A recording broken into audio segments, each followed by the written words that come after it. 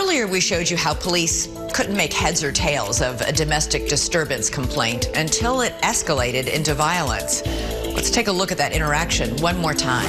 In this replay, we find Saunders approach the men at the threshold of her garage and then raise her left hand in one officer's direction, seemingly to strike him. Another officer then takes her left hand and tries to remove her from the vicinity of the other officer. Saunders begins slapping the officer's arms away and then starts flailing her legs. Now on the floor, she continues to kick the officers. You came on my property! I didn't and then screams. No! I didn't do anything! Then off-screen, with her arms now restrained, Saunders bites one of the other officers in the leg. One of the officers can't believe what he's just witnessed. Did she actually bite you or not? Finally, the officers manage to get Saunders into the back of a patrol car, and an officer returns to assess the damage from the bite. The officer who was bitten rolls up his pant leg.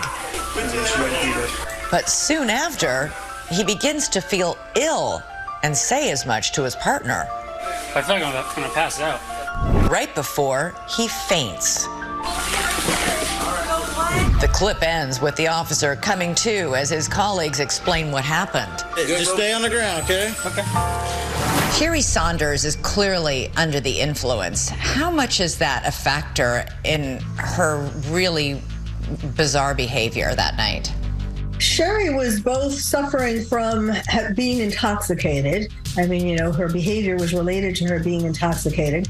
And also, she was reacting like a caged animal in a sense, because she was getting terrified of the police moving closer and closer to her. You could see her escalating fear and her escalating rage at, why are you coming in here? You don't have the right to come in here.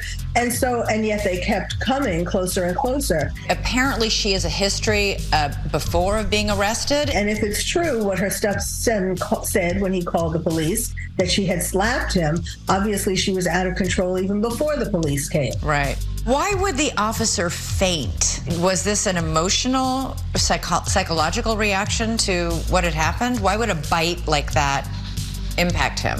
Yes, it wasn't a physical issue because it wasn't a strong enough injury to cause him to faint from that, like from a lack of blood or anything like that.